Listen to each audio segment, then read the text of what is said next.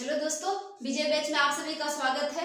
हम लोग हिस्ट्री का एक महत्वपूर्ण चैप्टर कर रहे थे 1857 की क्रांति। 1857 की क्रांति एग्जाम पॉइंट ऑफ व्यू से काफी इंपॉर्टेंट है। इससे हर बार प्रश्न पूछता है और वो काफी आसान होता है, आप उसे इजीली सॉल्व कर सकते हो। चलिए इस कड़ी में हम इस चैप्टर को कंटिन्यू करते हैं और हम देखते हैं आगे कुछ ऐसे तथ्य, ऐसे पॉइंट्स जिससे क्वेश्चन डायरेक्ट आता है। बीपीएससी से हर बार क्वेश्चन पूछता है। देखते हैं वो फैक्ट क्या है। देखिए 1857 की क्रांति का महत्वपूर्ण तथ्य क्या है। तो डायरेक्ट क्वेश्चन पूछता है कि जो 1857 की क्रांति हो रही थी उस समय में ब्रिटेन का प्रधानमंत्री कौन था। तो आपको याद रखना है पामस्टेन। ये जो पामस्टेन थे ब्रिटेन के प्रधानमंत्री थे और वो लिबरल पार्टी के थे। आपसे प्रश्न आएगा कि प्रधानमंत्री कौन थे, तो पामस्टेन। देखिए प्रधानमंत्री प से स्टार्ट है ना, याद रखना है, प वाला को टिक करना है, पामस्टेन याद रहेगा। इसे कोरिलेट करके आप स्टडी करोगे तो याद रहेगा। प्रधानमंत्री प से स्टार्ट हुआ है, पामस्टेन, प्रधानमंत्री पामस्टेन। ओके, चलिए इधर देखिए, अगला प्रश्न देखते हैं। गवर्नर जनरल कौन था। मतलब 1857 का जब क्रांति हो रहा था तो जो ये ब्रिटेन का प्रधानमंत्री थे वो तो ब्रिटेन में थे। जो इंडिया में गवर्नर हुआ करते थे, गवर्नर जनरल, वो कौन थे, तो वो थे लॉर्ड कैनिंग। लॉर्ड कैनिंग, क्रांति कैनिंग, याद रहेगा। क्रांति को किसने संभाला, तो कैनिंग ने। किसने करवाया, तो कैनिंग ने। क्रांति कैनिंग, लॉर्ड कैनिंग। जो 1857 की क्रांति शुरू हुई उस समय में वो तो अंग्रेजों की बात है। अगर भारतीयों में देखें तो उस समय में मुगल सम्राट कौन था, तो मुगल सम्राट कौन थे, तो बहादुर शाह जफर। और ये जो बहादुर शाह जफर थे, इन्हीं का दूसरा नाम, जैसे प्रश्न में अगर बहादुर शाह जफर, अगर ऑप्शन में बहादुर शाह जफर नहीं दिया हो तो बहादुर शाह द्वितीय पे आप टिक लगाएंगे। मतलब बहादुर शाह जफर जी को ही बहादुर शाह द्वितीय के नाम से जाना जाता है। जो अगला प्रश्न होगा कि अंग्रेजों की तरफ से दमनकारी कौन थे, दमनकर्ता कौन थे, ये थे कैंपबेल। कौन थे, कैंपबेल। अंग्रेजों ने क्या किया, तो कैंपबेल को आगे कर लिया। बेल याद रखिए, बैल, बैल क्या होता है, ताकतवर होता है, पावर होता है, उसको यूज में क्या किया उन्होंने, छोड़ दिया। याद रहेगा इस तरह से। उसके बाद देखो प्रतीक, रोटी और कमल। क्रांति पे 1857 की क्रांति नाम की एक बुक लिखी गई, जिसको किसने लिखा, तो सुरेंद्र नाथ सेन ने। किसने लिखा, सुरेंद्र नाथ सेन ने। सुरेंद्र नाथ सेन ने, याद रहेगा। 1857, संतावन, संतावन संतावन, सुरेंद्र नाथ सेन। तो सुरेंद्र नाथ सेन 1857 की क्रांति पे उन्होंने किताब लिखी, 1857 की क्रांति पुस्तक सुरेंद्र नाथ सेन ने लिखी। और लेकिन आरसी मजूमदार जी को ये लिखने के लिए बोला गया था। जो आरसी मजूमदार थे, जो इतिहासकार थे भारतीय, उनको ये बोला गया था, लेकिन उन्होंने ये दायित्व नहीं लिया, किताब लिखने से उन्होंने मना कर दिया। तब सुरेंद्र नाथ सेन जी ने ये अपना इस बुक को लिखा। चलिए आगे देखते हैं हम लोग। 29 मार्च 1857 को बंगाल के बैरकपुर, देखो ये तो सारे जो फैक्ट है ना, इससे डायरेक्ट क्वेश्चन आते हैं, प्रश्न यही सबसे बनते हैं। प्रश्न कहाँ से आया, प्रश्न यही सबसे बनता है। हम लोगों ने देखा था कि 29 मार्च 1857 को क्या हुआ था, तो एक चिंगारी फूटा था ना, बोलते हैं ना, जो कारतूस वाला, जो कारतूस की वजह से ये चिंगारी फूटा था। तो हम लोगों ने देखा था कि कैसे कैसे ये फैला था अफवाह। तो इसी क्रम में क्या हुआ था, तो मंगल पांडे को तो हम लोगों ने पहले पढ़ा है कि मंगल पांडे काफी जोशीले सिपाही थे, सामने आए थे, फ्रंट में आए थे। तो उन्होंने क्या किया था, तो वो जो 29 मार्च को, ये डेट याद रखना है, 29 मार्च, कब याद रखना है, 29 मार्च 1857 को बंगाल के बैरकपुर, नाम याद रखना, बैरकपुर, बंगाल, बंगाल बैरकपुर, देखो बाबा, बंगाल बैरकपुर। 34वीं इन्फेंट्री के मंगल पांडे ने, मंगल काम किया ना, उन्होंने आवाज उठाई, एक अच्छा काम किया, मंगल काम किया। तो मंगल पांडे ने क्या किया, जो विरोध किया था कि हम कारतूस का यूज नहीं करेंगे, किसी भी शर्त नहीं करेंगे, आप कुछ भी कर लो। तो उन्होंने इसी क्रम में लड़ाई हुई थी और उन्होंने क्या किया था, 2 अंग्रेज को मार डाला था। लेफ्टिनेंट बाग को मार डाला था और सर्जेंट यूसन को, यूसन, अब याद रखो ना। जब उसने क्या किया, मंगल पांडे ने विरोध किया तो अंग्रेजों को हंसी आई कि ये तुच्छ सा भारतीय क्या मेरा विरोध कर रहा है। यू सर हंसी, यू सर और बाघ, इस दोनों को उन्होंने मार दिया। इसकी वजह से क्या हुआ, अंग्रेज क्रोधित हुए थे और 8 अप्रैल 1857 को उनको फांसी दे दी गई थी। 8 अप्रैल 1857 को मंगल पांडे को फांसी हुई थी। क्वेश्चन आपसे पूछेगा कि मंगल पांडे को फांसी की सजा कब हुई थी, तो आपको करना है, इसमें नोट डाउन कर लीजिए कि 8 अप्रैल मार्च में हुआ, उन्होंने मारा, और 8 अप्रैल 1857 को उनको फांसी की सजा हो गई थी। फिर हमने देखा था कि जो फांसी की सजा हो गई थी तो सब भारतीय बौखला गए थे, क्रोधित हो गए थे कि कैसे कर दिया भारतीयों ने, उनके अंदर और आक्रोश भर गया था और वो क्या किए थे, हर जगह बगावत कर रहे थे। और इसी क्रम में 10 मई 1857 को क्या हुआ था, तो 10 मई 1857 को क्या हुआ था, याद रखना है, उत्तर प्रदेश। अब देखो अंग्रेजों ने क्या किया था, मंगल पांडे को फांसी दे दी थी, तो उत्तर तो देना था, भारतीय को क्या करना था, अंग्रेजों को उत्तर देना था। मतलब क्या था कि ईंट का जवाब उनको पत्थर से देना था। तो उत्तर प्रदेश याद रखना है, उत्तर देना था, है ना। मेरठ की छावनी, मारेंगे मार के बदले मार होगा तभी तो बदला होगा ना, तो याद रखना मेरठ, उत्तर देना है मारकर। वहां से क्या किया था, जो वहां के जो सिपाही थे उन्होंने जितने भी अस्त्र शस्त्र थे, शस्त्रागार था अंग्रेजों का, उसे उन्होंने लूट लिया और वहां पे अंग्रेजों ये जो भारतीय सैनिक थे वो दिल्ली की तरफ कूच करे थे और दिल्ली जाके उन्होंने बहादुर शाह जफर जी को अपने नेता के रूप में चुना था। और उस समय क्या था, तो बहादुर शाह जफर जी जो थे वो वृद्ध हो चुके थे, लगभग उनकी एज जो है वो 70+ हो चुकी थी, शारीरिक रूप से वो सक्षम नहीं थे। तो जब कोई शारीरिक रूप से सक्षम नहीं होता है तो अपना दायित्व किसी को देता है कि हम नहीं कर पाएंगे लेकिन आप करो मेरे बदले। तो उन्होंने क्या किया था, बख्त खां जो उनके सेनापति थे, पूछ सकता है कि इस बहादुर शाह जफर जी ने युद्ध का नेतृत्व किसके हाथ में सौंपा था, बख्त खां। तो बख्त खां को उन्होंने युद्ध का नेतृत्व दिया बहादुर शाह जफर जी ने, क्यों, क्योंकि वो शारीरिक रूप से असक्षम थे। अब यहाँ से क्या हुआ था, तो बहादुर शाह जफर जी ने पत्र के माध्यम से सभी राजाओं को, अन्य राजाओं को क्या किया था, संबोधित किया था। क्या संबोधित किया था कि आप आओ, आगे आओ, फ्रंट में आओ, अंग्रेजों के विरुद्ध लड़ो, एकता दिखाओ और उनको, उनकी जड़ें हमें हिलाना है। इस बार बहुत हो गया, अब बहुत तराशाई हो गया, अब हम बर्दाश्त नहीं। 1857 की क्रांति हुई तो देखो उस समय क्या था, आज ना हमारे पास हर किसी के पास फोन है, एंड्रॉयड है, इंटरनेट है, टीवी है, बहुत सारे ऐसे साधन है जिससे हम कम्युनिकेट कर पाते हैं। तो उस समय क्या था, ना टीवी था, ना मोबाइल था, ना इंटरनेट था, कुछ भी नहीं था।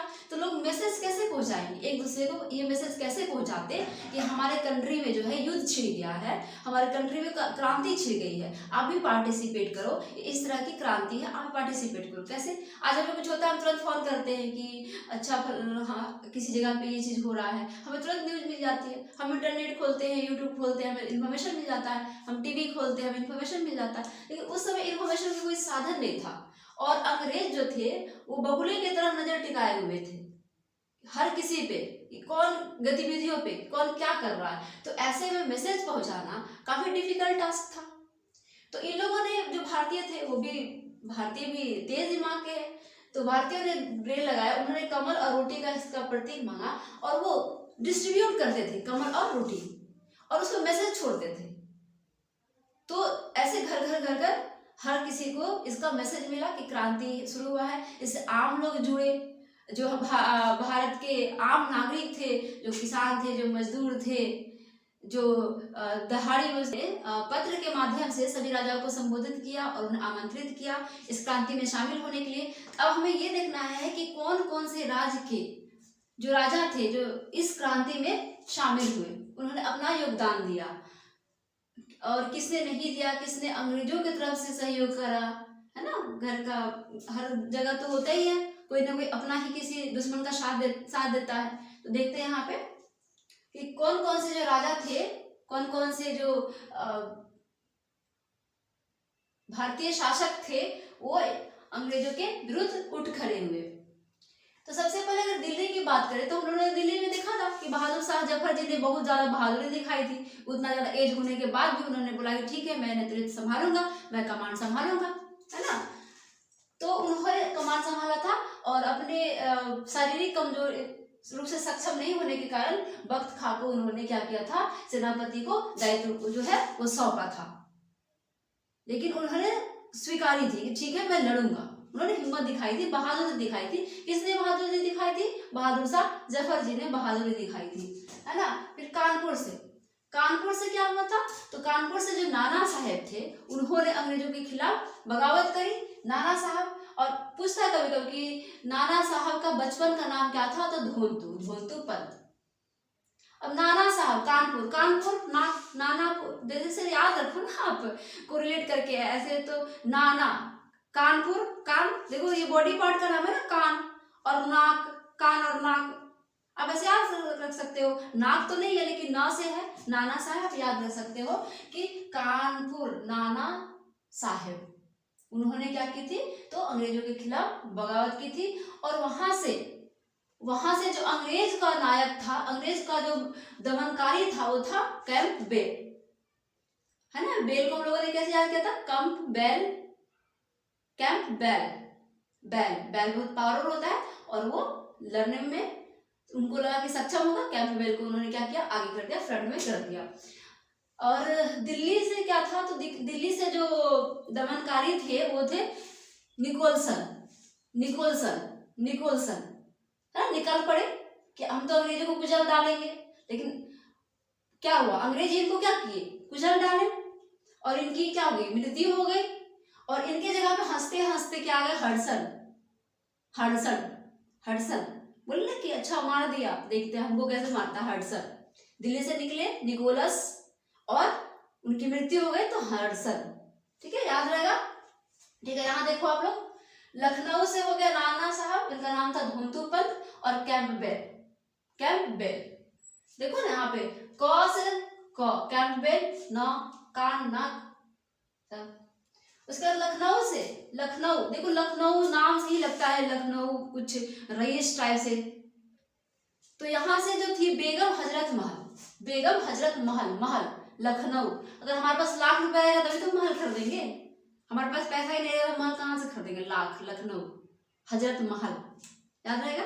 ठीक है, हजरत महल लाख रुपया, लखनऊ, है ना। तो यहाँ से भी कौन था? कैंपबेल। उसके बाद ग्वालियर से कौन था? तात्या टोपे। ग्वालियर तात्या टोपे, पता ना, गाँव समझ के टोपा बना रहे हो क्या, है ना। ग्वालियर से तात्या टोपे, गाँव ग्वालियर टोपा, है ना, ऐसे याद रखेंगे। यहाँ से अंग्रेजों के कौन दमनकारी थे आप हमें कमेंट सेक्शन में बताएंगे। नेक्स्ट है झांसी, काफी इंपॉर्टेंट है झांसी की रानी। बोलते हैं ना हम लोग पोएम में हम लोगों ने पढ़ा है, खूब लड़ी मर्दानी वो तो झांसी वाली रानी थी। कौन नहीं जानता झांसी की रानी? इतनी सारी मूवी बनी है, बायोपिक बनी है, बहुत उनका नाम प्रचलित है, सब लोग उनको जानते हैं, झांसी की रानी लक्ष्मीबाई। बचपन से हम उनकी वीरांगना होने की कहानियां सुनते हैं। तो जो नारी थी पहले के जमाना में, तो वो भी अबला नहीं थी, उनमें भी वही जोश था, एक नारी सब पे भारी। ये जो लक्ष्मीबाई थी वो एक नारी जो थी पूरे अंग्रेजों पे भारी थी। तो ये रानी लक्ष्मीबाई जो थे, दामोदर दास जो इनके पुत्र थे, गोद लिया हुआ पुत्र थे, उनको क्या किया था? अंग्रेजों ने अस्वीकार कर दिया था। गंगाराम जो इनके हस्बैंड थे, तो झांसी से कौन लड़ा था? रानी लक्ष्मीबाई। तो रानी लक्ष्मीबाई और उनका जो विरोध करता था अंग्रेज सर यूरोज। अब देखो, झांसी की रानी आई कहां से? सॉरी, रानी लक्ष्मीबाई झांसी से, उन्होंने क्या किया? पर्चा। झांसी की रानी लक्ष्मीबाई जो थी वो झांसी से अंग्रेजों के खिलाफ आई।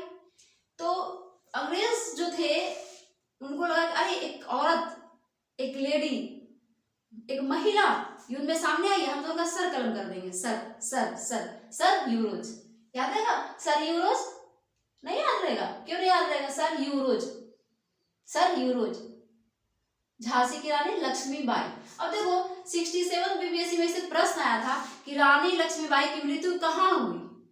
देखो ऐसे प्रश्न पूछते हैं रानी लक्ष्मीबाई, तो जब इसको डिटेल में आप पढ़ोगे तो देखोगे कि झांसी की रानी जो है लक्ष्मीबाई, वो लड़ते लड़ते झांसी से कहाँ पहुंची थी, ग्वालियर पहुंची थी, जहां तात्या टोपे जी ने उनकी मदद की थी। ग्वालियर, ग्वाला, गांव, टोपा, टोपी, है ना, पढ़े थे हम लोग। तो तात्या टोपे ने उनकी मदद की थी, लेकिन युद्ध करते करते वहीं पे वो क्या हो गई थी, वीरांगना को प्राप्त हुई थी, वहां पे वो मारी गई थी अंग्रेजों द्वारा। ठीक है, तो कहाँ पे प्रश्न पूछा था ना, तो आंसर क्या होता है, ग्वालियर। रानी लक्ष्मीबाई की मृत्यु कहाँ हुई, तो ग्वालियर में। ऐसे प्रश्न पूछते हैं, एक भी प्रश्न इससे बाहर नहीं आएगा। अगर आप अच्छे से पढ़ लोगे ना इस नोट्स को, जो भी पढ़ाया जा रहा है, एक भी प्रश्न नहीं छूटेगा, आप विश्वास रखो।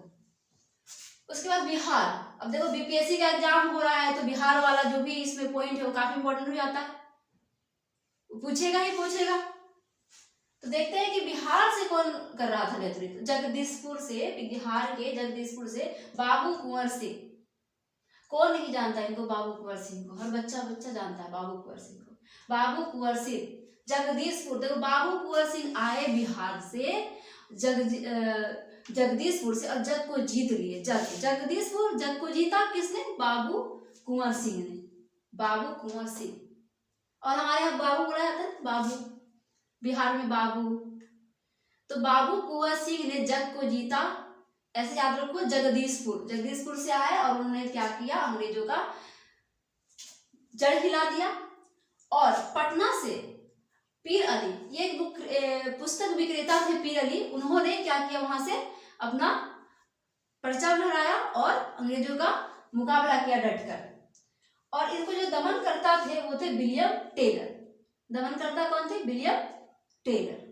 इस तरह से जो बिहार वाला कड़ी है आपको एकदम याद रखना है। बरेली से किन्होंने नेतृत्व किया था, तो खान बहादुर खान ने। बरेली से जो शासक थे खान बहादुर खान, उन्होंने नेतृत्व किया था। और वहां से अंग्रेज की तरफ से कौन था, कैंपबेल। गोरखपुर से गजाधर सिंह, मथुरा से देवी सिंह, राजस्थान से जयदयाल हरदयाल, संभलपुर उड़ीसा से सुरेंद्र साई, बनारस से मौलवी लियाकत अली, फैजाबाद से मौलवी अहमदुल्ला, रायपुर से नारायण सिंह, हरियाणा से राव तुला राम। ये सारे जो भारतीय शासक थे, इन्होंने क्या किया, तो 1857 की क्रांति में अपना महत्वपूर्ण योगदान दिया। अगर कोई छूट जाता है तो आप कमेंट सेक्शन में मेंशन करें। और ये सारा का सारा इंपॉर्टेंट है। अगर इसमें से आप 10 से 12 भी अगर आप याद रखेंगे ना, तो जब एग्जाम में आएगा और 10 से 12 आपको याद ही रहेगा, तो बचा क्या, अगर छूट भी गया हो तो एक दो छूटा होगा, तो आप वहां से क्या करोगे, अच्छा ये आंसर तो नहीं होगा, ये तो नहीं होगा, क्योंकि ये तो इसका है, ये इसका है, ऐसे करके आप सही आंसर तक पहुंच जाओगे, इजीली पहुंच जाओगे। तो कुछ तो आपको याद रखना ही पड़ेगा, और ये बार बार पढ़ोगे, अपने ब्रेन में बार बार डालोगे, तो ऑटोमेटिक ये चीजें आपको याद हो जाएगी। इसके लिए एक्स्ट्रा आपको हार्डवर्क करने की कोई जरूरत नहीं पड़ेगी। तो आगे देखते हैं कि इतना सब कुछ होने के बाद भी राजाओं ने पार्टिसिपेट किया, आम जनता ने पार्टिसिपेट किया, सबने पार्टिसिपेट किया, हर वर्ग के जो लोग थे अपने स्तर से सबने सहयोग करा, फिर भी ये जो क्रांति था असफल क्यों हो गया, ये सफल क्यों नहीं हुआ, अंग्रेज जो है भारत छोड़ के क्यों नहीं चले गए, जो भारत था वो आजाद क्यों नहीं हो गया। तो देखते हैं क्या कमियां रह गई जिस वजह से सब कुछ होने के बावजूद भी ये जो क्रांति था वो असफल हो गया, विफल हो गया। तो देखते हैं कौन ऐसा कारण था जिसकी वजह से ये असफल हो गया। तो जो इसका जो कारण था वो इस तरह था कि सीमित क्षेत्र, ये जो आंदोलन था ये सीमित क्षेत्र में था। मतलब देखा जाए तो जो आंदोलन शुरू हुआ था ये उत्तर भारत, पूर्वी भारत, मध्य भारत और कुछ पश्चिम के कुछ राज्यों के कुछ हिस्सों में ही ये आंदोलन फैला था। और जो दक्षिण वाला भाग था वहां पे इसका कोई प्रभाव नहीं देखा गया था, वहां के जो राजा थे उन्होंने पार्टिसिपेट नहीं किया था, एकता की कमी देखी गई थी। तो इस वजह से पूरे बड़े पैमाने पे जो राजाओं का साथ मिलना चाहिए था वो नहीं मिल पाया। तो यहाँ पे जो अंग्रेज थे वो मजबूत हो गए और इसको क्रांति को दमन करने में क्या हो गए, वो सक्षम हो गए। जो नेक्स्ट था वो नेतृत्व का अभाव था। जो हमने देखा था शुरू में कि जो बहादुर शाह जफर थे उनका एज हो गया था काफी ज्यादा, वो वृद्ध हो गए थे, असक्षम थे, और उनको क्या किया था, अंग्रेज ने क्या किया, तो बंदी बना लिया और उनको रंगून जेल में डाल दिया। 1862 में उनकी मृत्यु हो जाती थी। तो नेतृत्व का अभाव हो गया। बोलते ना, एक अच्छा राजा हो, एक अच्छा नेतृत्व हो, एक अच्छा लीडरशिप हो, तो वो चीजें जो हो वो प्रोग्रेस करती है। अगर लीडर ही ढीला साला हो, लीडर सक्षम नहीं हो, तो चीजें ज्यादा देर तक सही तरीके से नहीं चल पाती है, सब अपना मनमानी करने लगेंगे, है ना। उसके बाद था संगठन का अभाव। एक संगठन नहीं था, लोगों में एकता नहीं था। अब हर कोई अपने लिए लड़ रहे थे। मान के चलो कि अगर एक कोई ऐसा काम कर रहा है जो सार्वजनिक है, तो उसमें सभी को पार्टिसिपेट करना पड़ेगा। लेकिन सब उसमें अपना हित देखने लगे तो ये बड़े पैमाने पे काम नहीं होता है ना। तो संगठन का भाव था, एकता की कमी थी, सभी अपने फायदे के लिए जो है वो लड़ रहे थे, अपने फायदे के लिए लड़ रहे थे, सब मतलब अपना हित सोच रहे थे। जैसे कि जैसे अवध हो गया, सतारा हो गया, नागपुर हो गया, इस सब को राजा ने हड़प नीति से क्या किया था, अपने में वो ले लिया था। तो जो वहाँ के राजा थे वो अपने राज के लिए लड़ रहे थे, हर कोई अपने अपने लिए लड़ रहा था। एक उसका लक्ष्य होना चाहिए, वो नहीं था कि इस युद्ध का लक्ष्य क्या है। तो ये भी संगठन का भाव था, एकता की कमी थी, सीमित संसाधन था। अब देखो, अंग्रेज के पास तो तोप था, बंदूक था, नए नए हथियार थे, और हमारे भारतीय के पास तो वैसे ही बहुत ज्यादा आर्थिक परिस्थितियां चल रही थी, तो इनका जो स्थिति था ऐसे ही डमाडोल था, और इनके पास कोई हथियार नहीं था जो आधुनिक हथियार होना चाहिए, इनके पास नहीं था। तीर कमान था, भाला था, बर्छी था, ये सब था, इनके पास आधुनिक हथियार नहीं था। तो जो इनके पास साधन सीमित था, तो और अंग्रेजों के पास तो काफी ज्यादा साधन था, इस वजह से भी ये क्या हो गया, असफल हो गया। दूसरा था कि कुछ वर्ग अछूते रह गए। जो कुछ वर्ग है, जो शिक्षित वर्ग है, जो जमींदार हैं, जो बड़े बड़े घराने के लोग थे, इससे अछूते रह गए। उन्होंने ये पार्टिसिपेट अपना नहीं दिखाया, मतलब अपना योगदान नहीं दिया। तो इस वजह से ये जो क्रांति था वो उसको एक बेस नहीं मिला, मजबूती नहीं मिला। और सीधे सवाल है, जब मान लो घर बना है, उसका बेस ही कमजोर है, उसका नींव ही कमजोर है, तो घर कितना दिन टिकेगा, है ना। घर तो एक ना एक दिन गिरेगा ही गिरेगा। तो इसी तरह से ये क्रांति भी गिर गई। लक्ष्य ना होना, लक्ष्य ना होना, अब इसमें क्या था कि कोई लक्ष्य ही नहीं था, कि मतलब युद्ध तो छिड़ गया था, क्रांति तो छिड़ गई थी, कोई उद्देश्य ही नहीं था कि इसको कहाँ तक पहुंचाना है। मतलब ये तो दिमाग में नहीं था कि अंग्रेजों को मार भगाना है। सब अपने अपने हित के लिए लड़ रहे थे कि अपना राज को वापस ले लेना है, हमको अपना अधिकार ले लेना है ना। तो कोई एक सिंपल गोल नहीं था। जब सिंपल कोई चीज पे गोल नहीं होता है ना, जैसे आपको गोल नहीं होगा कि आपको बीपीएससी क्रैक करना है, तो आपका एक गोल होना चाहिए ना, आपका लक्ष्य होना चाहिए, उसके अकॉर्डिंग आप काम कर रहे हो, हम लोग काम कर रहे हैं। लेकिन हमारा गोल ही निर्धारित नहीं हो कि हाँ पढ़ रहे हैं, कंपटीशन देना है, कौन सा कंपटीशन देना है, उसका सिलेबस। अब हम यहाँ बीपीएससी पढ़ रहे हैं तो उसका सिलेबस पढ़ रहे हैं ना, हम एक लक्ष्य की तरफ बढ़ रहे हैं तो हमें सफलता मिलेगी। लेकिन यहाँ कोई लक्ष्य नहीं था, तो लक्ष्य नहीं था तो असफल हो गया। बिना लक्ष्य का हमें किधर जाना है, सब भटक रहे थे, है ना, सब अपने अपने हित के लिए लड़ रहे थे। तो इस तरह से ये असफल हो गया। लेकिन असफल होने के बाद भी जो 1857 की क्रांति थी, इन्होंने बहुत ही पॉजिटिव पॉइंट भी छोड़ा हमारे समाज में। इस टॉपिक का लास्ट पॉइंट हम देखते हैं। क्वेश्चन पूछ सकता है आपसे एग्जाम में, तो क्या पूछ सकता है क्वेश्चन कि भारत 1857 का जो क्रांति था, इसका भारत के समाज पे, भारत पे क्या सकारात्मक प्रभाव पड़ा, है ना। क्या क्या सकारात्मक प्रभाव पड़ा, तो यहाँ से एमसीक्यू, सकारात्मक प्रभाव पड़ा। 1857 की क्रांति का सकारात्मक परिणाम देखेंगे कि क्या सकारात्मक परिणाम पड़ा, है ना। तो यहाँ पे हम लोग देखेंगे कि क्या हुआ। तो पहले क्या था, भारत पे ईस्ट इंडिया कंपनी का आधिपत्य था। ईस्ट इंडिया कंपनी जो थी यहाँ की व्यवस्था संभालती थी, अब उससे छीन लिया गया और ब्रिटेन क्राउन को इसका भारत का बागडोर क्या किया गया, ब्रिटेन क्राउन को सौंप दिया गया। डायरेक्ट वहां से संचालित किया जाता था ब्रिटेन से। दूसरा कारण जो देखते थे, जो डलहौजी था, जो हड़प नीति अपनाया था, सतारा को, अवध को, नागपुर को, सारे को अपने में हड़प लिया था, तो उसको क्या किया गया, खत्म कर दिया गया। और जिस जिस राज को हड़पा गया था उसको राजा को वापस कर दिया गया। सैन्य व्यवस्था में क्या किया गया, उसमें भी सुधार किया गया था। पहले क्या था कि अगर 5 भारतीय सिपाही थे तो उसको नजर रखने के लिए एक अंग्रेज सिपाही को रखा जाता था। लेकिन अब बोला है कि नहीं, 5 को संभालेगा एक तो थोड़ा मुश्किल है ना, थोड़ा सा अच्छे से नजर नहीं रख पाएगा। तो अब क्या कर दिया गया, अगर 2 इंडियन है तो 2 इंडियन है तो एक ब्रिटिश को रखा गया। उसके रेशियो जो 5:2 से 2:1 हो गया। यानी कि अब 2 भारतीय अगर सिपाही है तो उसके ऊपर एक अंग्रेज को रखा गया। फिर क्या हुआ, तो भारतीयों में एकता हुई, सारे लोग आपस में, अब क्या हो गया, भारत की बात होने लगी, है ना, सारे लोग एकजुट हो गए, एकता हुई, लोगों में जागरूकता हुई अपने अधिकार के प्रति। और जो मुगल साम्राज्य था, क्योंकि बहादुर शाह जफर को क्या किया था, अंग्रेजों ने गिरफ्तार कर लिया था, रंगून जेल में उनको बंद कर दिया था, वहां 1862 में उनकी मृत्यु हो गई थी। तो इस तरह से क्या हुआ, अंग्रेज सत्ता का भी समाप्ति हो गया। अब ये जो 1857 की क्रांति थी, अब लोगों में एक नया उत्साह भरा कि अब हम अंग्रेजों से लड़ सकते हैं, कुछ कर सकते हैं, अंग्रेज इतने भी ज्यादा ताकतवर नहीं है जो हम बिल्कुल उनको पराजित नहीं कर सकते थे। और जो बाकी आगे फ्यूचर में स्वतंत्रता संग्राम में और सारे जितने मूवमेंट हुए, ये 1857 का क्रांति जो है काफी महत्वपूर्ण योगदान निभाया। इस तरह से ये चैप्टर जो है यहीं पे खत्म होता है। और लगभग मैंने सारे टॉपिक्स को कवर किए हैं, कहीं से कुछ भी छूटेगा नहीं अगर इसको अच्छे ढंग से आप पढ़ोगे तो।